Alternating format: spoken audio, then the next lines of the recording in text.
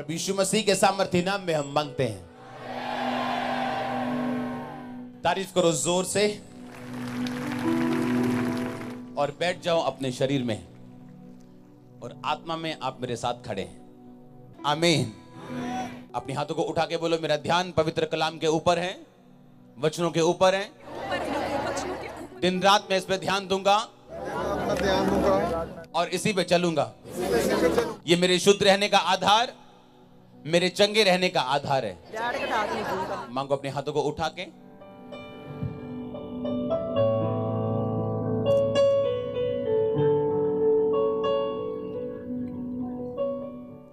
Hallelujah, आमीन। अपने पड़ोसी को बोलो, ध्यान से सुनना, क्योंकि सुनना जो तुम सुनते हो आज उसके वचन से वो विश्वास पैदा करता है, और विश्वास के बिना तुम परमेश्वर को खुश नहीं कर सकते। आमीन। संडे मैंने आपको बताया था कि अगर आप सक्सेसफुल क्रिश्चियन बनना चाहते हो और वो मसीह बनना चाहते हो जो परमेश्वर के नजदीक रहे, तो आपकी लाइफ में ये 5 चीजें होनी चाहिए थी। वो कौन कौन सी थी 5 चीजें? पहला क्या था? आपकी प्रेयर सेल्फ सेंटर्ड नहीं होनी चाहिए। आमीन। कि जब भी प्रार्थना करने के लिए बैठे तो सिर्फ अपनी प्रेयर कर रहे हैं हम। जब भी प्रेयर शुरू की तो अपनी प्रार्थना कर रहे हैं। जब भी प्रेयर शुरू की, चंगाई की प्रार्थना हो रही है या जो मेरी जरूरत है उसके अनुसार प्रेयर हो रही है। इसलिए बाइबल कहती, तुमने जो मांगा वो पाया नहीं, इसलिए कि तुम व्यभिचार में उसको उड़ा दो। अब तुम मांगो तो पाओगे, क्योंकि तुम परमेश्वर की महिमा के लिए मांग रहे हो। आमीन। इसलिए अगर आज आप प्रेयर करने के लिए बैठे अपने घर में, तो आपकी पहली प्रेयर होनी चाहिए जो वर्शिप होनी चाहिए। इसलिए प्रभु यीशु मसीह ने अपने चेलों को बोला था, जब तुम प्रार्थना करने के लिए बैठो तो बोलो, हे हमारे बाप तू स्वर्ग में तेरा नाम पाक माना जाए। लोगों ने इसको प्रार्थना समझ लिया कि ये प्रार्थना है। ये प्रार्थना नहीं थी। कोई भी प्रार्थना 2 मिनट की नहीं होती। आपको क्या लगता है कि प्रभु यीशु मसीह चेले को डांट रहे हैं, ए चेले तू 1 घंटा भी मेरे साथ जाग नहीं सका? तो जब चेले बोले प्रभु मुझे प्रार्थना करना सिखा, तो परमेश्वर 2 मिनट की प्रार्थना सिखाएंगे क्या? यीशु मसीह मिनिमम बोल रहे हैं कि तू 1 घंटा भी नहीं जाग सका मेरे साथ, डांट रहे हैं उसको। और जब चेले बोल रहे हैं मुझे प्रेयर करना सिखा, तो क्या 2 मिनट वाली सिखाएंगे? हे हमारे बाप तू आसमान में तेरा नाम पाक माने तेरा राज आए, 2 मिनट की प्रेयर सिखाएंगे? नहीं। ये एक प्रेयर का स्टाइल था कि जब तुम पहले बैठो तो बोलो तेरा नाम पाक माना जाए, उसकी वर्शिप करो पहले 15 मिनट, 20 मिनट, आधा घंटा। परमेश्वर ने कहा जब तू प्रेयर करने के लिए बैठे तो मांग कि तेरा राज आए, हे पिता तेरा नाम पाक माना जाए। जब तू प्रेयर करे, तेरी प्रार्थना सेल्फ सेंटर्ड नहीं होनी चाहिए। कि जब भी परमेश्वर की हुजूरी में गए तो रोते और पीटते हुए गए, हे परमेश्वर तू नहीं जानता मैं कितनी दुखी हूं, तू नहीं जानता मैं कितना दुखी हूं, क्यों मेरा वीजा फेल हो गया, क्यों मेरे बेबी के साथ ये कर दिया, वो कर दिया, फलाने ने ये कर दिया। No no no no no no. आप जितने मर्जी दुखी हो, वचन नहीं मुड़ता उसका जो कहता है कि उसके फाटकों से धन्यवाद करते हुए, उसके आंगनों में स्तुति करते हुए प्रवेश करो। पुराने टाइम में जब औरतें या बंदे राजा की हुजूरी में जाते थे तो इस तरह से जाते थे। राजा के सामने जाने से पहले बोलते थे, हे राजा तू चिरंजीवी रहे, तेरा नाम ऊंचा हो, तू लंबी उम्र पाए। वो ऐसे राजा को बोलते थे। तब बोलते थे कि राजा एक काम आया हूं, मेरा ये काम मुझे करना, आप कर दोगे क्या? तो राजा काम करता था। राजा के सामने निराश मुंह से जाने का मतलब ये होता था कि आपको राजा के ऊपर विश्वास नहीं है और आप राजा की ताकत पे भरोसा नहीं करते हो। और राजा लोग गुस्सा करते थे जब आप उनके प्रेजेंस में गिरे हुए मुंह और उदास मुंह के साथ जाते थे। तो सोचो, जो राजाओं का राजा परमेश्वर है, उसके सामने अगर सही रीति के साथ नहीं जाएंगे तो क्या होगा हमारा? कितनों को समझ आ रही है? अब आपको यह पता है कि मेरी प्रार्थना सेल्फ सेंटर्ड नहीं होनी चाहिए। जब मैं प्रभु की हुजूरी में बैठूं, वर्शिप करूं, प्रभु को यह बताऊं, परमेश्वर मैं तुझे पसंद करता हूं, मैं तुझ में बढ़ना चाहता हूं, मेरी आत्मा को बचा, मैं प्रार्थना में बढ़ना चाहता हूं, मेरी कमियों को दूर कर, मुझे वचन समझने में सहायता कर, अपनी आत्मा से मुझे भर, अपने वरदानों से मुझे भर। और फिर आप अपनी प्रेयर बीच में डालोगे तो परमेश्वर मना नहीं करेगा आपको।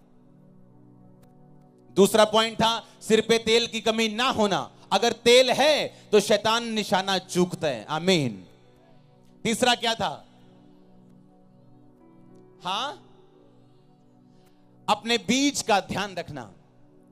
परमेश्वर ने कहा परमेश्वर का राज्य ऐसे बीज के समान है, ऐसे राई के बीज के समान, जब वो बोया जाता है तो छोटा होता है, लेकिन जब बड़ा उसमें बोया जाता है तो बड़ा होता है। जिस क्रिश्चियन व्यक्ति ने अपने बीज का ध्यान नहीं रखा, अपने बीजों को बोया नहीं, चाहे वो पैसे में हो, चाहे वो प्रार्थना के हो, चाहे वो खुशी के हो, चाहे किसी की मदद करने के हो, वो फलों को और पेड़ों को और फसलों को काट भी नहीं सकता। अगर आज आपको भूख लगी हो बहुत ज्यादा और उस कनक का आप आटा बना के खा जाएं तो फसल नहीं आप ले सकते, क्योंकि वो कनक आपको बीजने के लिए दी गई थी। कई बार आप परमेश्वर से ब्लेसिंग मांगते हो कि परमेश्वर मुझे 5 लाख चाहिए ये घर में एंटर करने के लिए, थोड़े से पैसे रहते हैं, और परमेश्वर आपको 50,000 देता है बोने के लिए, एंटर करने के लिए नहीं। मेरी लाइफ की टेस्टिमनी है ये। वो बीज बोने के लिए होता है, जब हम बोते हैं तो फलवंत होता है। अपना बीज कभी मत खाओ। आमीन। चौथा पॉइंट क्या था? नम्र रहना। आमीन। और सेल्फ इन्फ्लिक्टेड डिजीज, यानी अपने आप को खुद दुखी करना। कैसे? जिस तरह बाइबल कहती है वो दुष्ट आत्मा वाला व्यक्ति अपने आप को पत्थरों से घायल करता था। अपनी बीमारी का कारण खुद होना, गलत खाना, अपना वेट बढ़ा लेना, बाद में प्रेयर लाइन में खड़े हो जाना, मेरे गोड्डे पे दर्द, प्रेयर कर दो जी। हाँ, चाहे डॉक्टर लाख बार बोली जाए कि आपके घर का पानी खराब है, आरओ लगवा लो, फिल्टर लगवा लो, नहीं जी पैसे नहीं है, लेकिन 20,000 का पित्ता निकलवा लेंगे, फिल्टर नहीं लगाएंगे।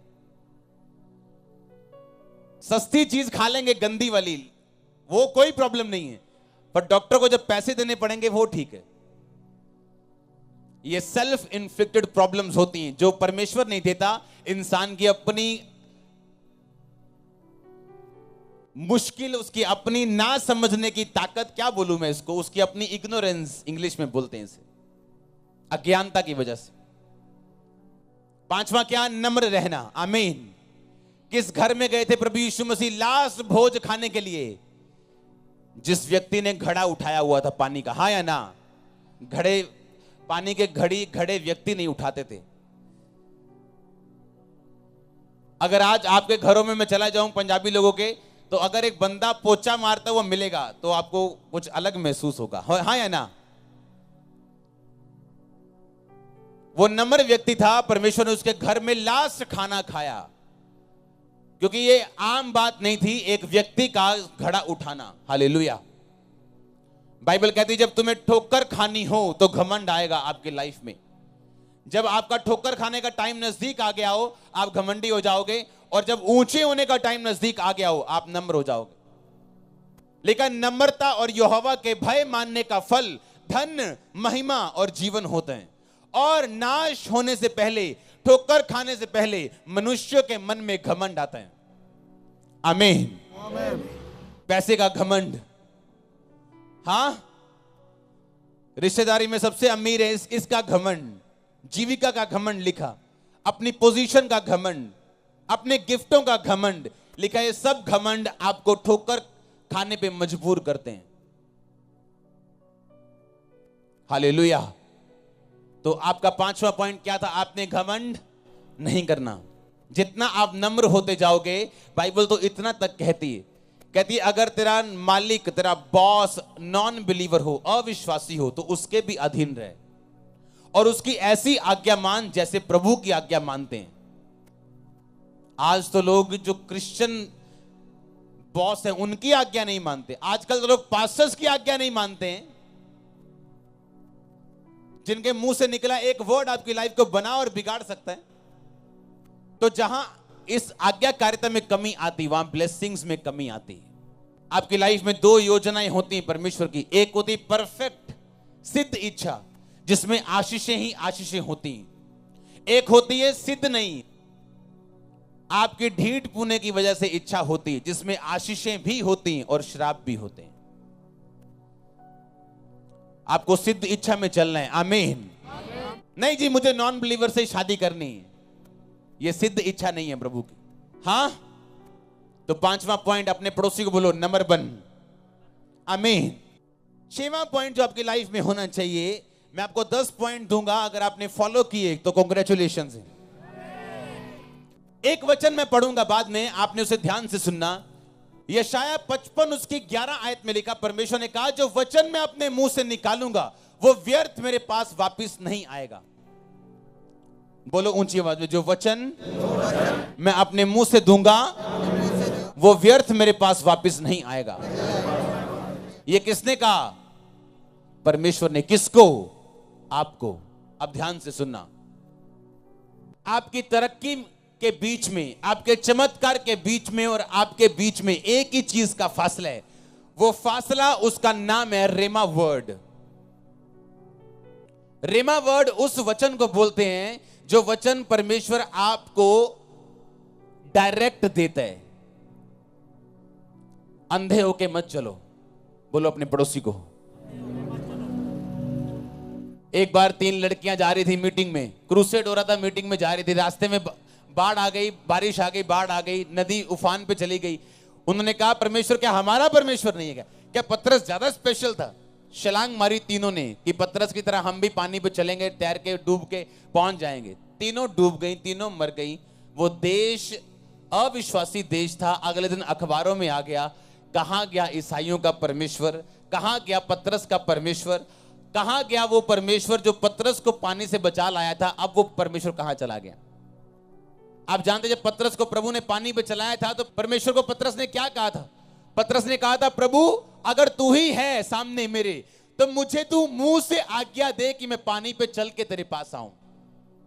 पतरस ने यह नहीं कहा परमेश्वर मैं आ रहा तेरे को पानी नहीं चल के मैनू संभाल ले। पर पतरस ने कहा अगर प्रभु तू मेरे सामने खड़ा है ना तो मुझे आज्ञा दे, मैं पानी पे चल के तेरे पास आना चाहता हूं। परमेश्वर ने कहा आ जा, तो पतरस पानी पे चला। इसे बोलते हैं रेमा वर्ड, जो खास प्रभु आपकी लाइफ में आपको देता है। वो मिलता कैसे? सुनो ध्यान से। अब मैं आपको बताता हूं। एक सफल और असफल व्यक्ति के बीच में रेमा वर्ड का फर्क है।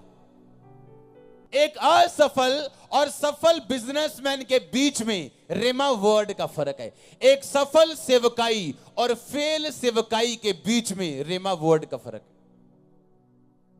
एक बीमार क्रिश्चियन और एक चंगाई पाने वाले क्रिश्चियन के बीच में रेमा वचन का फर्क है। वो रेमा वचन सबके लिए नहीं है। वो रेमा वचन बाइबल में नहीं लिखा। वो रेमा वचन आपको कैसे मिलता है वो मैं आज आपको बताऊंगा। हालेलुया। बाइबल कहते हैं रेमा वचन पाने के लिए जो छठा पॉइंट आपकी लाइफ में होना चाहिए वो परमेश्वर की हुजूरी है। आमीन। अगर परमेश्वर की हुजूरी आपकी लाइफ में नहीं है तो आप परमेश्वर के रेमा वचन को अपनी लाइफ में कभी नहीं पा सकते, चाहे आप किसी भी चर्च के मेंबर क्यों ना हो। क्योंकि रेमा वचन या तो परमेश्वर का दास आपको देता है या परमेश्वर तब आपको देता है जब प्रभु की हुजूरी आपकी लाइफ में हो और आप वचन पे मनन करने वाले व्यक्ति हो। रेमा वचन पाने के लिए जो पहला काम आपने करना है वो ये है, आपके घरों के दरवाजों के ऊपर, आपके चौखटों के ऊपर, आपके कमरों के ऊपर, ऑफिस में, गाड़ियों के ऊपर प्रभु का वचन लगा होना चाहिए। यह पहला पॉइंट है। आप जब अपने घर में एंटर करो तो वहां पे फोटो नहीं लगी होनी चाहिए प्रभु की, वहां प्रभु का वचन लगा होना चाहिए। फोटो लगी हो साथ में वचन हो कोई प्रॉब्लम नहीं, उस फोटो को हम माथा नहीं टेकते हैं। ये यहां के बच्चे को भी पता है। आमीन। तो पहला काम जो रेमा वचन पाने के लिए आपने करना है ये कि आपके घरों में, आपकी बाइबल पे, आपके जहां कहीं वचन लिख सकते हो लिख लो। क्यों? मैं आपको बताता हूं क्यों।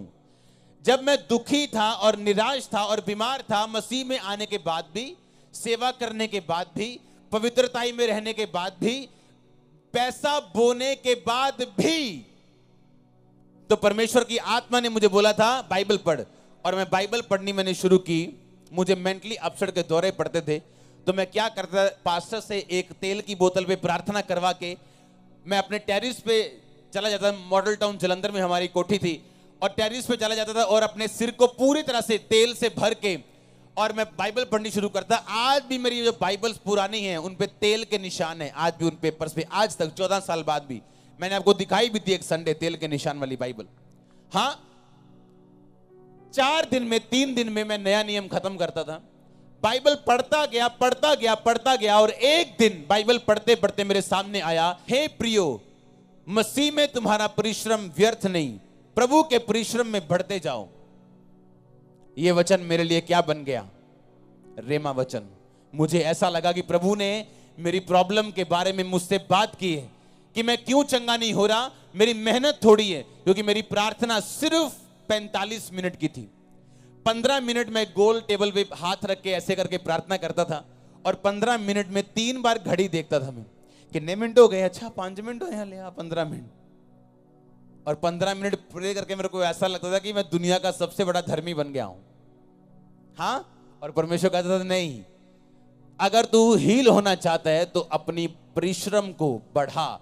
प्रभु में किया गया परिश्रम व्यर्थ नहीं जाता। मुझे ऐसे लगा कि मेरे दिल पे किसी ने ये वचन मार दिया हो कि अगर मैं मेहनत करूंगा तो इसका मतलब मेरा परिश्रम व्यर्थ नहीं जाएगा और प्रभु मुझे उत्तर देगा। ये मेरा रेमा वचन था। आपका नहीं है, ये आपका नहीं। आपको अपना खुदा दे सकता है, अभी दे सकता है, मेरे मुंह से दे सकता है, आपको बाइबल पढ़ते वक्त मिल सकता है। आपको तभी वो मिलेगा अगर मेरे मुंह से भी मिले, या बाइबल से मिले, आत्मा से मिले, अगर आप प्रभु के साथ पूरे हो तो। नहीं तो जब रेमा वचन आपके दिल में घुसना चाहेगा, वो आपको कभी भी मिल नहीं पाएगा। जोर के तारीफ करो, जोर से आमीन। आप समझ रहे कि नहीं? ये मेरा रेमा वर्ड था, आपका नहीं है। अपना रिलेशन बनाओ परमेश्वर से अगर चाहिए तो। अगर आपकी लाइफ में खुदावंद की हुजूरी नहीं है, मैं लिख के देता हूं, आपको कभी रेमा वचन नहीं मिल सकता। आपको वचन मिल सकते हैं, अच्छा पाप नहीं करना, व्यभिचार नहीं करना, अच्छा ये नहीं करना, वो नहीं करना, पर रेमा वचन जो आपको चमकाने के लिए खुदा ने दिया हुआ है लेकिन आप तक पहुंचा नहीं। आपको सूर्य की तरह चमकाने के लिए परमेश्वर ने रिलीज किया है, पर आपको मिला नहीं। वो कब मिलता है? जब प्रभु की प्रेजेंस आपकी लाइफ में होती। परमेश्वर की हुजूरी उस वचन को जिंदा करती है, उसमें सांस फूंकती है, जो आपके लिए खास रचा गया, जो बाइबल में लिखा हुआ है, पर आप तक अब तक पहुंचा नहीं। यह फर्क है एक क्रिश्चियन में और एक सफल क्रिश्चियन में। आप 20 साल चर्च जा सकते हो और बिना रेमा वर्ड के क्रिश्चियन हो सकते हो। It is possible.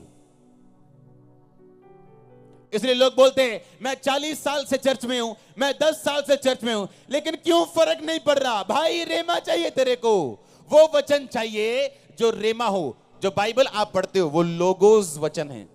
लोगोस वो हर बंदा पढ़ सकता है, उससे आपको ज्ञान मिल सकते हैं, आप पापों से छूट सकते हैं। पर एक खास वचन जो आपके लिए, आपकी परिस्थिति के लिए, खास आपके लिए परमेश्वर दे, वो लेने के लिए आपको लगातार लोगोस वचन पढ़ना पड़ेगा, क्योंकि लोगोस वचन से ही रेमा निकलता है। अगर आप लोगोस में नहीं हो, अगर आप बाइबल रीडिंग में नहीं हो, नॉर्मल बाइबल रीडिंग में नहीं हो, आपको रेमा वचन कभी नहीं मिल सकता। हालेलुया। शैतान कभी भी रेमा वचन से नहीं जाता, वो लोगोस से जाता है, वो लिखे वचन से जाता है। पर आपकी लाइफ में जो काम होता है वो रेमा वर्ड से होता है। लेकिन मैं अब शैतान के बारे में भी इतना नहीं जाऊंगा, उसमें गहराई में नहीं जाऊंगा। जिस बात के लिए मैं बोल रहा हूं मैं उसी में रहूंगा। आमीन। तो आपको क्या करना है? आपको प्रभु की हुजूरी में रहना है। अगर कोई पाप है प्रभु की हुजूरी में जो आपको दूर करता है उसकी हुजूरी से, उसे छोड़ दो। कोई गुनाह है, ढिठाई है, छोड़ दो। कोई ऐसी चीज है जो प्रभु को नाराज कर रही, उसे छोड़ दो, मत करो उसे। क्योंकि अगर प्रभु की हुजूरी नहीं होगी तो मेहनत व्यर्थ जाएगी, आपके पास्टर की भी, आपकी भी। और दूसरा क्या? आपके घरों के बाहर, आपके कमरों में, आपकी बाइबल्स पे, जहां लिख सकते हो खुदा का वचन लिखो, अपनी शर्ट पे लिख के रखो। इतना दिमाग में घुसा लो वचन कि एक दिन वो वचन जाग जाए आपके लिए। आमीन। तो रेमा वचन पाने के लिए आपको क्या चाहिए? परमेश्वर की हुजूरी और वचन के ऊपर ध्यान। अपनी दीवारों के ऊपर, एंट्री में, डोर्स पे आपने क्या लगा के रखना है? हाँ, क्या लगा के रखना है? अपने वचन को लगा के रखना है। आमीन। क्योंकि अगर प्रभु की हुजूरी आपकी लाइफ में नहीं है, आप ओपन हो अटैक के लिए, शर्मिंदगी के लिए, गिरने के लिए, किसी भी चीज के लिए शैतान आपके रास्ते ओपन है। अगर प्रभु की हुजूरी आपकी लाइफ में नहीं है तो वही बाप सुरक्षा कर पाता है जो बच्चा उसके कहने पे हो। जो बच्चे कहने से बाहर होते हैं, बाप निकलवा देता अखबार में, मेरा फलाने फलाने के साथ कोई लेना देना नहीं। हाँ, कोई लेन देन करे तो खुद जिम्मेवार है, क्योंकि ये मेरे कहने से बाहर है। आमीन। आप अपने बाप के कहने के अंदर हो के बाहर, ये आपका दिल जानते हैं, मुझे बताने की जरूरत नहीं। आप जानते हो कि आप अपने स्वर्गीय बाप के, प्रभु यीशु मसीह के कहने के अंदर हो या नहीं। हालेलुया। जोर से बोलो हालेलुया। आमीन। छठा, प्रभु की हुजूरी आपकी लाइफ में होनी चाहिए। सातवां, ताकि वचन रेमा आपको मिल सके, जो कि वचन पे ध्यान करने से ही आपको मिलता है। आमीन। अब आपने ये देखना है कि कैसे आप अपने दिल और दिमाग को वचन से भर सकते हो, ताकि वो रेमा वचन आपके अंदर एक दिन जाग जाए। वो कभी भी जाग सकता है। मुझे बाइबल पढ़ते महीनों हो गए थे जब वो जागा था। आप ऐसे नहीं कर सकते कि आज मैं 2 घंटे बाइबल पढ़ूंगा, मुझे रेमा वचन चाहिए। हो सकता है आपको 6 महीने ना मिले, पर बहुत सी बातें आप सीख जाएंगे बाइबल से। वैसे प्रभु आपसे बात करेगा, जिंदगी सुधर जाएगी, और एक दिन वो वचन भी आपको मिलेगा जो आपके लिए बना हुआ। आमीन। तो बाइबल को आपने किसी लालच के तहत नहीं पढ़ना कि आज मुझे प्रभु का वचन मिल जाए जो मेरे लिए बना हुआ। आपने इसको पढ़ना है बस परमेश्वर की इच्छा को पूरा करने के लिए, उसकी सिद्ध इच्छा को जानने के लिए। आमीन। और अगर छठा प्रभु की हुजूरी है, सातवां आपको रेमा वचन अगर मिला, तो आप सफल में होंगे, आप चंगों में होंगे, आप सफलता, ब्लेसिंग्स और आशीष वाले क्रिश्चियन लोगों में होंगे। और आमीन ऊंचा चाहिए मेरे को। बाइबल कहती, परमेश्वर ने कहा, जब तू उपवास करे, अपने पड़ोसी को बोलो जब। अगर नहीं, बोलो तेरा वाला अगर है। आमीन। आप समझ रहे कि नहीं? क्या लिखा बाइबल में? जब तू, कि अगर तू। इसका मतलब अगर मैं उपवास वाला क्रिश्चियन नहीं हूं तो मैं रियल क्रिश्चियन नहीं हूं। शैतान को शुगर देनी पड़े, किडनी रोग देना पड़े, वो देगा, कहीं आप उपवास ना रख लो। कुछ भी करेगा वो, कमजोरी देनी पड़े, कुछ देना पड़े, वो आपको देगा ताकि आप रोजा ना रखो। और जिस दिन आपने कहा कोई प्रॉब्लम नहीं, अगर मुझे ये दिक्कत है, मैं दिन रात का उपवास नहीं रख सकती, क्या 5 बजे तक नहीं रख सकती? क्या 2 बजे तक नहीं रख सकती? क्या 12 बजे तक नहीं रख सकती? शुरू तो करो, बंधन टूट जाएंगे। शुरू करो। उसने ये नहीं कहा इफ यू फास्ट, उसने कहा जब तू। ये नहीं कहा अगर तू, उसने कहा जब तू। तो जब तू मतलब ये कमांड है क्रिश्चियन बंदे के लिए, उसके लिए रोजे जरूरी हैं। मैं जी काम करदा बहुत ते मैं रोजा नहीं रख सकता। ताई काका जो तू काम करन जाना ते गवाचियां गावां वांगू वजदा फिरदा इधर उधर, तेनू पता नहीं लगता करना की है। क्यों नहीं पता लगता? क्यों? जिस तरह खा खा के शरीर मोटा हो जाता ना, चमड़ी ते टीका नहीं डॉक्टर ला पाते, आत्मावां मोटियां हो गई हैं, टीका नहीं ला पाते दूत। वो चंगाई का टीका लैके आते, पर चमड़ी इन्नी मोटी है आत्मिक, ਉਹਦੇ ਵਿਚਾਰੇ ਟੀਕੇ ਵਿੰਗੇ ਹੋ ਜਾਂਦੇ ਉਹਨਾਂ ਦੇ। ਕੀ ਕਰਨ ਦੂਤ ਵੀ। हाँ, जब तू, अगर तू नहीं, जब तू। इसका मतलब फास्ट रखना हर बंदे के लिए जरूरी है और कमांड है ये स्वर्गीय। जब तू प्रार्थना करे तो अपनी कोठड़ी में जाओ और अपने पिता से गुप्त में प्रार्थना कर। जब तू उपवास करे, जब तू दान दे, उसने ये नहीं कहा अगर तू दान करे, कब मूड कर जाए तेरा, जब पैसे आ जाए। अगर तू फास्ट करे, कहता जब तू फास्ट करे, जब तू प्रेयर करे। इसका मतलब फास्टिंग, प्रेयर ये आपकी लाइफ में मस्ट है, आपकी लाइफ में जरूरी है। कोई इसको एक्सक्यूज मी कह के बच नहीं सकता। आमीन। अगर तू उपवास करे नहीं, जब तू उपवास करे तो अपने चेहरे पे उदासी मत ला, खुश रहे, खुश रहे, आनंदित रहे। आनंद का आत्मा पे आए। ओ आमीनूचा, आनंद आपका लेखो नमा साथे, आनंद का आत्मा आपका, आनंद का आत्मा आपका, मैंने कहा आनंद का आत्मा आपका। Spirit of Joy is yours, Joy का आत्मा आपका यीशु मसीह के नाम में। आमीन, हालेलुया। ऐसे भी लोग होते हैं जब रोजा रखते हैं तो उनकी मासियों को तक को पता होता है रोजा रखे। पूरे मोहल्ले को मालूम, पूरी टीम को मालूम होता है कि फलाने बंदे ने आज रोजा रखा हुआ। परमेश्वर ने कहा अगर लोगों को मालूम हो गया तो ने फास्टिंग की है, तुम्हारा प्रतिफल खत्म हो गया। जब मैं फास्टिंग करता हूं, मैं इतना भी ध्यान रखता हूं कि मेरे दाहिने हाथ को भी मालूम ना हो मैंने फास्टिंग की, मेरे घर के वर्कर्स को मालूम ना हो मैंने फास्टिंग की, किसी को पता ना हो मैंने फास्टिंग की। बाइबल का एक एक वचन आग का ताया हुआ वचन है। वो यीशु मसीह के मुंह से निकला एक वचन आपकी लाइफ चेंज कर सकता है पूरी तरह से। आप जानते हैं बाइबल, डॉक्टर लोग भी जब इसे पढ़ते हैं हैरान होते हैं। डॉक्टर लोग पढ़े लिखे, उन डॉक्टर्स की मैं बात कर रहा हूं जो लोग कैंसर की मेडिसिन को खोजते हैं, कैंसर की मेडिसिन बना रहे हैं। ऐसे हाई डॉक्टर्स जिनकी तनख्वाह करोड़ों में, जो आपके सामने नहीं आते, वो किसी बंदे को देखने नहीं आते, उन डॉक्टर्स की मैं बात कर रहा हूं। आप यीशु मसीह के वचनों को पढ़ो। यीशु मसीह ने कहा जब तेरा पुत्र तुझसे रोटी मांगे तो क्या तू उसे बिच्छू देगा? हाँ? अंडा मांगे क्या सांप देगा? हाँ? मछली मांगे क्या सांप देगा? रोटी मांगे क्या पत्थर देगा? बोलो। आज भी अगर आप मेडिकल साइंस चेक कर लो तो इस दुनिया के सबसे अच्छे खाने में से मछली एक है। जाओ किसी डॉक्टर से बात कर लो। आज भी नॉन वेज लोग ना खाएं कोई प्रॉब्लम नहीं, बाइबल खाने के लिए नहीं, ना खाने के लिए नहीं बोलती। आज भी अगर आप चेक करो तो विटामिन डी आपको सिर्फ धूप से मिलता है, हाँ, और किसी सब्जी से नहीं मिलता, वो आपको मछली से मिलता है और अंडे से मिलता है।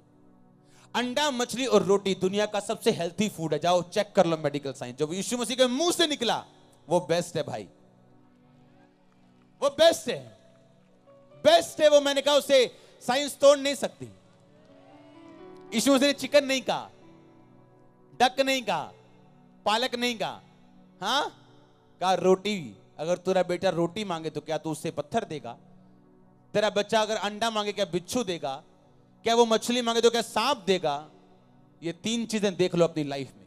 डॉक्टर से पूछ लो, मेडिकल साइंस से पूछ लो, गूगल बाबा से पूछ लो, हाँ, वो भी आपको बताएगा द बेस्ट फूड। वो आपको तीन का नाम लेगा। आमीन।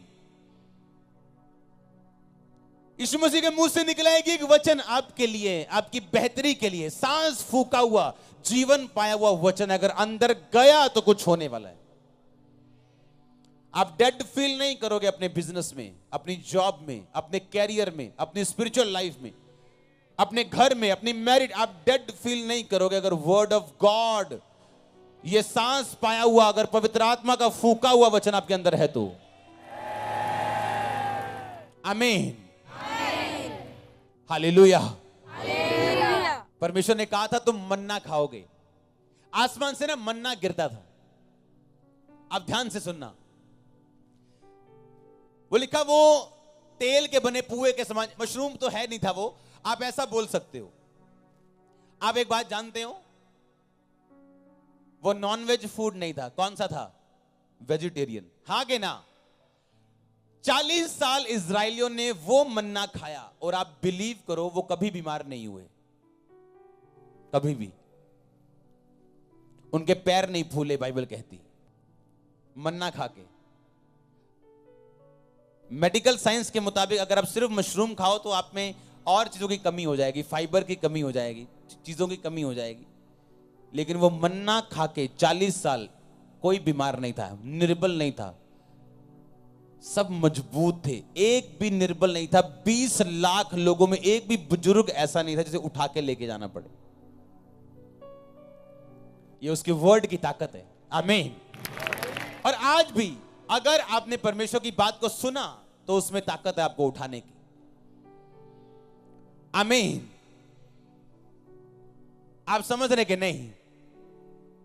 उसकी हुजूरी में रहना, डिवाइन वर्ड, रेमा वर्ड परमेश्वर से लेना, उसको लिख के रखना सब तरफ, हाँ या ना? प्रेयर और फास्टिंग वाली जिंदगी जीना, हाँ या ना? और गैर भाषा में बातें करना। 9वां पॉइंट, किसमें बातें करना? अगर नहीं है प्रभु आपको देगा। बाइबल कहती है जब तू गैर भाषा में बातें करता है तो अपनी ही उन्नति करता है। जो गैर भाषा में बातें करते हैं वो अपनी उन्नति करते हैं, जो भविष्यवाणी करते हैं वो कलीसिया की उन्नति करते हैं। इसलिए अगर तुम अपने शरीर, प्राण, आत्मा की उन्नति चाहते हो तो तुम गैर भाषा में बातें करोगे। अगर गैर भाषा तुम्हारे पास नहीं है तो परमेश्वर के दास पौलुस ने कहा तुम परमेश्वर से मांग सकते हो, वो गैर भाषा तुम्हें दे सकता है।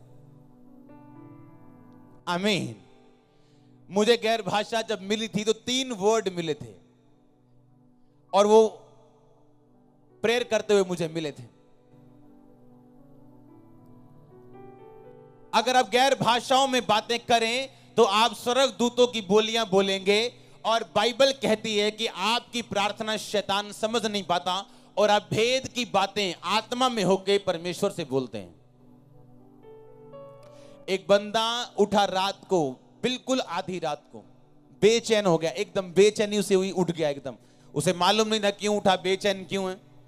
पवित्र आत्मा ने कहा गैर भाषा में प्रार्थना कर। गैर भाषा में प्रार्थना करता करता करता करता 1 घंटा बीत गया, बेचैनी खत्म हो गई। उसे मालूम था कुछ हो गया ऐसा, मेरा काम खत्म हो गया, होली स्पिरिट ने मुझसे प्रार्थना करवा ली, सो गया।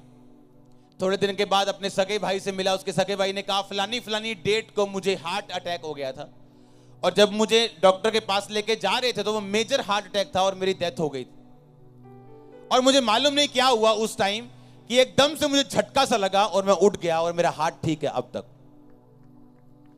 और उसने कहा कि उसी दिन को होली स्पिरिट ने मुझे बेचैन कर दिया और मुझे मालूम नहीं था कि बेचैनी क्यों है और मैंने गैर भाषा में प्रार्थना करनी शुरू कर दी। अगर उसके पास गैर भाषा ना होती तो आप ये सोचो अगर वो अपनी भाषा में प्रार्थना करता तो कितनी कर लेता। मैं एक बुक लिख रहा हूं आपके लिए, जल्दी आपको दूंगा। उसमें मेरा 40वां प्रेयर पॉइंट है कि परमेश्वर जो मैं नहीं मांग सका अपनी जुबान से वो भी मुझे देना जो मेरे लिए जरूरी है। मैं आपको सिखाऊंगा बहुत सी चीजें। आमीन। तो उसमें उसको मालूम हुआ कि उस दिन होली स्पिरिट ने उसे उठाया और उसके भाई को बचाया। तारीफ करो होली स्पिरिट के लिए जोर से। आमीन। एक दिन एक लड़की को किडनैप करके ले गए, किडनैप कर लिया, गाड़ी में बिठा लिया, उसका रेप करने वाले थे। वो लड़की आत्मा में भरी हुई थी, उसने गैर भाषा बोलनी शुरू कर दी। जैसे ही उसने गैर भाषा बोली वो लड़के आपस में किसी एक बात से लड़ने लगे। इतना लड़े वो, उन्होंने गाड़ी रोकी, लड़की को धक्का देके बाहर निकाला और चले गए। और ये रियल स्टोरी है, आपको मिल जाएगी इंटरनेट। गैर भाषा कंफ्यूज करती है एनिमीज को, दुश्मनों को। गैर भाषा प्रभु की भाषा है, गैर भाषा आपकी उन्नति के लिए। इसलिए पौलुस ने कहा मैं सबसे ज्यादा कलीसियाओं को बनाने वाला प्रेरित हूं, सबसे ज्यादा पत्रियां लिखने वाला प्रेरित हूं, और उसने कहा सबसे ज्यादा गैर भाषा बोलने वाला भी मैं हूं। आमीन। इस मीटिंग में आने से पहले मैं सिर्फ गैर भाषा में प्रार्थना करके आया हूं। गैर भाषा आपको स्वर्गीय जो भाषा है परमेश्वर की, जो ना हिंदी है ना पंजाबी है ना इब्रानी है, वो आपको ट्रांसलेट करती आपकी आत्मा के अंदर। आमीन। फिर आपको मालूम होता है पुलपिट पे किसी की रसौली निकली है और आपको लगता है कि शायद मैं विश्वास से बोल रहा हूं, किसी की रसौली निकली। कुछ चीजें विश्वास से नहीं बोली जाती, देखकर बोली जाती हैं होली स्पिरिट से। आमीन। और डाउनलोड तब होता है जब इंटरनेट कनेक्शन पूरा हो। हाँ, और ये डाउनलोडिंग तब अच्छी होती है जब कनेक्शन पूरा हो। और गैर भाषा की प्रार्थना हाई स्पीड इंटरनेट है। आमीन। ये ब्रॉडबैंड है। हाँ, आपकी भाषा में सुपर इंटरनेट है। ये 2G वाला नहीं है, 5G वाला है, 4G से भी आगे है, 6G 7G है, 1000G वाला इंटरनेट है ये। आमीन।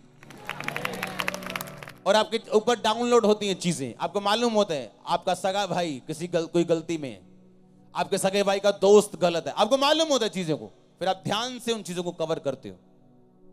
अपनी लाइफ का मेजर डिसीजन लेने से पहले अगर आपकी लाइफ में प्रेयर नहीं है तो वो डिसीजन शैतानी है। शैतान आपको गाइड कर रहा है, शैतान आपको लेके जाएगा।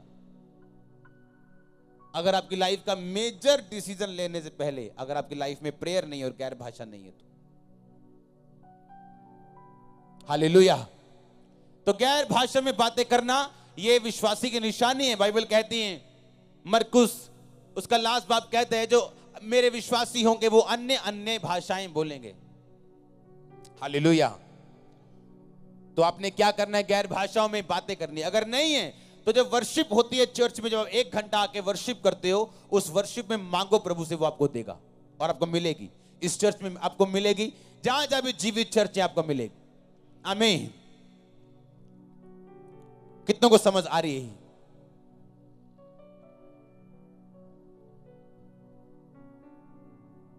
बोलो अपने पड़ोसी को, बोलो हुजूरी में रहना, डिवाइन रेमा वर्ड लेना, प्रार्थना उपवास में रहना, ये तेरे लिए जरूरी है। ऊंची आवाज बोलो आमीन, आमीन। ये आपके लिए क्या है? जरूरी है। लास्ट पॉइंट जो आपकी लाइफ में है वो ये, कभी भी अगर चाहते हो कि होली स्पिरिट से आप भरे रहो और आपकी लाइफ में रुकावटें ना हो, तो सब नॉन बिब्लिकल डिस्कशन से बच के रहना। आमीन। जितनी बातें, जितनी डिस्कशन, जितनी कथा कहानियां जो लोगों के पास आप बैठते हो, जो चुगलियां, जो बातें जितनी नॉन बिब्लिकल हो, उनसे बच के रहना हमेशा। क्योंकि मैंने बहुत बार देखा है डिस्कशंस करने के दौरान परमेश्वर का आत्मा लोगों को छोड़ के चला जाता है।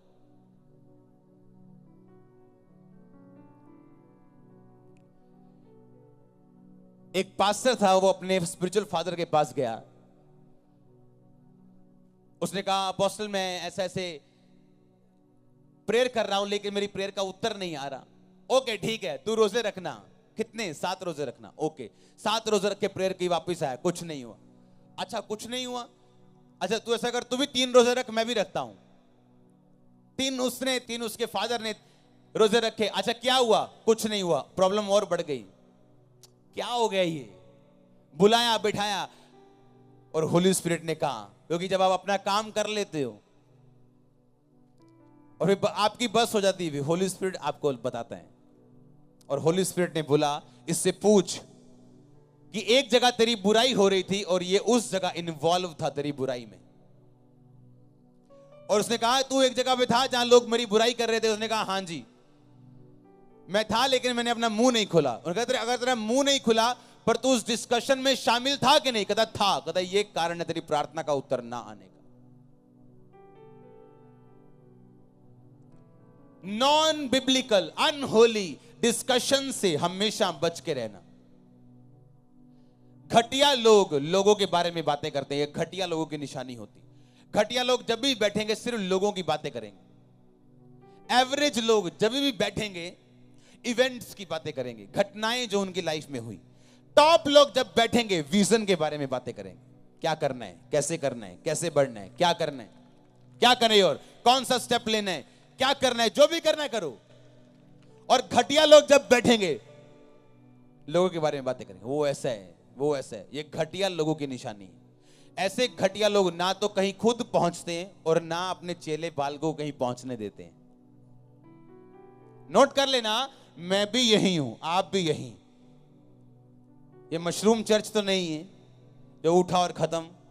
अभी 14 साल हुए, अभी हजारों साल जब तक यीशु मसीह ना आए यही है। तो ये आप भी इसके गवाह होंगे और मैं भी आपका गवाह हूंगा। घटिया लोग और उनके चेले बाल के ना खुद कहीं पहुंचेंगे ना उनको पहुंचने देंगे। एवरेज लोग जो ठीक ठीक लोग होते हैं वो इवेंट्स के बारे में बातें करते हैं, घटनाएं क्या हुई। और जो टॉप लोग हैं वो सिर्फ विजन के बारे में बातें करते हैं, हमें क्या करना है।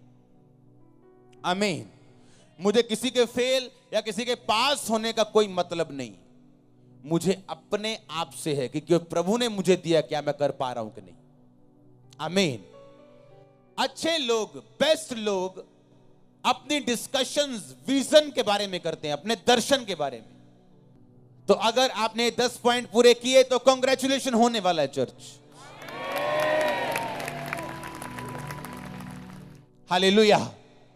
आप देखेंगे किस तरह आप आगे बढ़ते जा रहे हैं और किस तरह रास्ते खुलते जा रहे हैं, वेज ओपन होते जा रहे हैं, किस तरह से होली स्पिरिट आपके रास्ते ओपन कर रहे हैं, किस तरह से डिवाइन हेल्पर्स वो आपकी लाइफ में भेज रहे हैं। आपको मालूम होगा किस तरह से वो आपको ऐसे लोगों से मिला रहे हैं, किस तरह से वो आपके रास्ते खोल रहे हैं। आमीन। आपका अगुआ कभी रॉन्ग नहीं हो सकता, हमेशा ध्यान रखना। आपके अगुए और आपके परमेश्वर के बीच में जो हमेशा सही होगा वो परमेश्वर होगा। आपके और आपके अगुए के बीच में जो हमेशा सही होगा वो आपका अगुआ होगा। इसको हमेशा ध्यान रखना। आमीन। आपका अगुआ और परमेश्वर जब वो दोनों हो तो उनमें से हमेशा प्रभु सही होगा। आप और आपका अगुआ अगर दोनों हो तो आप कभी सही नहीं हो सकते, चाहे आपकी लाख दलीलें अच्छी हो, क्योंकि ये मैनेजमेंट के खिलाफ है, ये प्रभु की मैनेजमेंट के खिलाफ है। वो कभी दो लोगों से बात नहीं करता, एक कलीसिया में दो कभी लीडर नहीं उठाता, लीडर एक होते हैं। आपने देखा होगा, मैं अभी बैप्टिज्म दे रहा था संडे और आज भी दूंगा मीटिंग के बाद। आप इमेजिन करो जब 400 बैप्टिज्म हो एक हफ्ते में, कितने, मतलब 300 तो 250-300 तो दे चुका हूं मैं, अभी आज पूरे कर लूंगा जितने बोले। सुनो ध्यान से। पुराने टाइम में जब 10 साल पहले बैप्टिज्म होते थे, 30 बैप्टिज्म करा वो 30 लोग प्रभु नु ग्रहण कर गए भी, बल्ले बल्ले बल्ले बल्ले। और जब हर संडे 400 लोग बैप्टिज्म ले, कैसा लग रहा है आपको? सुनो एक और बात, कल कहा प्रभु ने मुझसे कि जिस तरह तू बपतिस्मे दे रहे हैं, टाइम आ रहा है चर्च में सैकड़ों के हिसाब, जब आज बपतिस्मे होते हैं सैकड़ों के हिसाब से लोग मसा किए जाएंगे, याद रखना। मैंने अब तक एक भी बंदे को मसा नहीं किया है। कोई नाम क्या के जो मर्जी लगाई जाए अपने, मेरी ओर से एक भी बंदा मैंने अभी तक मसा नहीं किया अपनी मिनिस्ट्री में। और मैं इतनी जल्दी वाला इंसान हूं, आज से 5 साल पहले मैं प्रेयर कर रहा हूं अपने प्रेयर रूम में, और मेरे मन में आया कि जो वरदान मेरे पास है मैं ये चाहता हूं कि ये मेरे स्पिरिचुअल सन्स के पास भी जाएं। तो मैंने सोच लिया कि मैं अपने एक सन को हीलिंग का वरदान जो है वो ट्रांसफर करूंगा और इंपार्टेशन करूंगा। मैंने सोच के बैठ गया। मैंने अपने मोबाइल पे नोट कर लिया। प्रभु जब भी मुझसे बात करता है मैं नोट कर लेता हूं, मैं भूल ना जाऊं। प्रेयर कर रहा हूं, आधे घंटे बाद प्रभु ने कहा जिसके ऊपर तू ये वरदान देना चाहता है उसको फोन कर। मैंने कहा क्यों? प्रभु ने कहा फोन कर। मैंने फोन किया, मैंने कहा हाँ हेलो। प्रभु ने कहा इससे पूछ क्या तेरी गर्लफ्रेंड है? मैंने कहा ओए तेरी गर्लफ्रेंड है? पापा जी। मैं कहा मेरी गल दा जवाब देना हाँ कि ना, जे तू झूठ बोलिया तू फायर है अज। कहता है जी। मैं कहा धन्यवाद प्रभु। हाँ मैं इतनी जल्दी में रहा हूं कि इसको भी दे दो, इसको भी दे दो, उसको खड़ा कर दो। प्रभु ने कहा नहीं, जो लोग मैंने तुझे देने हैं वो अभी आ रहे हैं, आए नहीं, अभी कुछ आए। जो रियल लोग होंगे अभी कुछ आए, कुछ हैं वो, और जो आने वाले आप भी यही, ये कैमरा भी यही, ये फेसबुक भी है, ये यूट्यूब भी है। सुनो टाइम आने वाला है जिस तरह आज बपतिस्मा लाइन लग के होता है। प्रभु ने मुझे बताया था तेरी चर्च में बैप्टिज्म डिपार्टमेंट होगा, सुबह 9 से शाम 5-6 बजे तक बैप्टिज्म रोज होंगे लाइन में।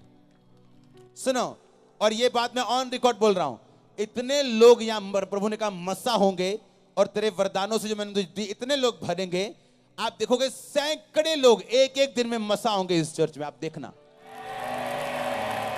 गॉड्स टाइम इज द, आप जानते हैं ये जल्दी वाला काम नहीं है। पौलुस ने कहा किसी पे जल्दी हाथ मत रखना। आप लोगों के धैर्य को चेक करो, 5 साल 10 साल नहीं, चेक करो उनको। जिसने भागना है उसने भाग जाना है, और जो बिना लालच का खड़ा रहेगा उसी को देना। प्रभु कहता कभी ऐसे लोगों को मत देना जिनको अपने फ्यूचर की चिंता ज्यादा और तेरी और मिनिस्ट्री की चिंता कम है। कभी मत मसा करना। अब इमेजिन करो अगर मैं गिफ्ट इंपार्ट करता एक ऐसे बंदे के ऊपर जिसकी गर्लफ्रेंड थी चर्च में ही। अब इमेजिन करो, और जब भी लोगों को मैं यहां से निकालता हूं और फायर करता हूं, मैं कभी बता के नहीं करता हूं कि उसने गलती की, कर दिया बस, दैट्स इट। मैं लोगों एक बात बोलता हूं, मेरे को एक प्रभु के दास ने एक बात बोली थी कि अगर तू सख्त ना हुआ ये तेरी चर्च को कुछ और बना देंगे। मैं वो शब्द नहीं बोलना चाहता हूं यहां। अगर तूने सख्ती ना की तो तेरी चर्च को कुछ और बना देंगे ये लोग। इसलिए डंडा मजबूत है यहां, तेल वाला डंडा जो पड़ता ना आतंकवादियों के। हां, तो प्रभु ने मुझे कहा कभी जल्दी मत कर। जो लोग तेरे हैं उनको तू मसा ना भी कर, वो तेरे हैं। और आप देखना जब असली कोई मसाज जिस पे मैं करूंगा उसका रंग रूप चाल ढाल देखना, आपको नजर आ जाएगा मसा करना किसे कहते हैं। आमीन। तो मैं तो मजा ले रहा हूं और मैं तो देख रहा हूं। आमीन। मैं तो एंजॉय कर रहा हूं अपनी लाइफ। जो लोग जल्दी में, हां अब तक कुछ नहीं हुआ, अब तक कुछ नहीं हुआ, अब तक, उनको कभी कुछ मत दो, नेवर। और जो लोग बैठे हैं कि हम मिले ना मिले कोई टेंशन नहीं, वो आपके असली हकदार हैं। आप इमेजिन करो आप प्रभु के पास बैठे हो और आप सोच रहे हो पता नहीं प्रभु ने देना है कि नहीं देना, पता नहीं यार प्रभु दा की बनूंगा मेरा, अब पता नहीं प्रभु ने मैनू चंगा करना है। प्रभु सोचता है यार तेरे को मेरे पे फेथ नहीं है मेरे को, तो मैं तो तेरी लाइफ में कुछ नहीं कर सकता। आमीन। आप देखना अपनी आंखों से ऐसे लाइन में मसा होगा। ये तो अभी ट्रेलर चल रहे हैं, रिहर्सल चल रही, अभी रियल सीन तो आने बाकी। अभी तो हम कमरे में बैठे हैं, अभी हॉल बनाना बाकी। अब सोच लो अगर कमरा ऐसा है तो हॉल कैसा होगा। आमीन। और ऐसे होली स्पिरिट आपको आगे लेके जाता है। आज मैं वचन पढ़ रहा था एक अपने लिए, तो मेरे सामने पौलुस का एक खत आया और उसमें लिखा था कि तुम में दलबंदी भी अवश्य होती होगी, तुम में फूट भी अवश्य होती होगी, ताकि जो लोग खरे हैं वो प्रकट हो जाएं। जब कोई पास्टर आपकी चर्च से या आपके लोगों से कोई लोगों को लेके जाना चाहे, कभी उसे मना मत करना। क्यों? आपकी भेड़ वो कभी लेके नहीं जा पाएगा, आपकी बकरियां लेके जाएगा जो आपके लिए फ्यूचर ट्रबल हैं। नेवर, कभी मत टेंशन लेना। अगर कोई बंदा जाए कभी चिंता मत करना। ये प्रभु ने मुझे सालों पहले सिखाया था कि तू वो सफाई नहीं कर सकता जो मैं कर सकता हूं। और आप ध्यान रखना, जो पास्टर बकरियां लेके जाते हैं वही बकरियां उनको तंग करती हैं बाद में, क्योंकि भेड़ें कभी तंग नहीं करती और भेड़ें कुछ भी हो छोड़ के नहीं जाती। आमीन। तो इसलिए प्रभु ने कहा शांति रखो, एंजॉय करो, हां हौसला रखो, सब कुछ अंडर कंट्रोल है। आमीन। Everything, hallelujah. आपके दुश्मन आपकी हेल्प कर रहे होते हैं ऐसे लोगों से बचने के लिए जो आपके लिए फ्रूटफुल नहीं, फ्यूचर में उनका कोई स्थान नहीं आपके लाइफ में। आमीन। और वो काम आप नहीं कर सकते, वो काम आपके दुश्मन कर सकते हैं। इसलिए प्रभु ने कहा अपने दुश्मनों को ब्लेस करो, प्रेयर करो, डोंट वरी। कितने मेरी बातों को समझ रहे हैं? क्योंकि आप ऐसे लोगों को अपने करीब नहीं रख सकते हो जो आपकी ओबीडियंस में ना हो। हां, मेरे ख्याल से अगर आपने फ्रेंडशिप कर ली, हेलो बोल दिया, तो आप व्यभिचारी हो मसीह में आके। अगर आप मिनिस्ट्री में हो तो जरूर नहीं आप टच करोगे या आप गलत काम करोगे तो आपने गलत हो। आप अगर ऐसे हो तो आप गलत हो मेरी निगाह में, क्योंकि सेवकाई डिमांड करती है high holiness, high obedience, high discipline, क्योंकि ये दुनिया का सबसे बड़ा काम है जो आप कर रहे हो, सबसे बड़ा। अमेरिका के राष्ट्रपति के पास एक बंदा नौकरी लेने गया। अमेरिका के राष्ट्रपति ने बोला पहले क्या करते थे? कहला पहले पास्टर था। कहता भाई साहब इससे ऊपर मेरे पास नौकरी नहीं, जाओ वही करो, कोई जॉब नहीं इसके ऊपर। पास्टर हो ना, इससे ऊपर कोई जॉब नहीं, जाओ वही करो। हालेलुया। तो प्रभु आपको बचाते हैं अगर होली स्पिरिट आपके पास है तो। आमीन। मूसा चाहता था अभी लोग छूट जाएं। जब वो 40 साल का था, लोग मैच्योर नहीं थे। सिर्फ मूसा की बात नहीं, लोग भी मैच्योर नहीं थे कि वो छूट जाएं। परमेश्वर ने 40 साल निकाले और लोगों को मैच्योर करने के लिए। आप चाहते हो कि पर लोग खड़े हो जाएं, मसा हो जाएं, ये हो जाएं, पर वो मैच्योर नहीं। उनके काम बताते हैं, कर्म बताते हैं, बातें बताती हैं, वो मैच्योर नहीं। हालेलुया।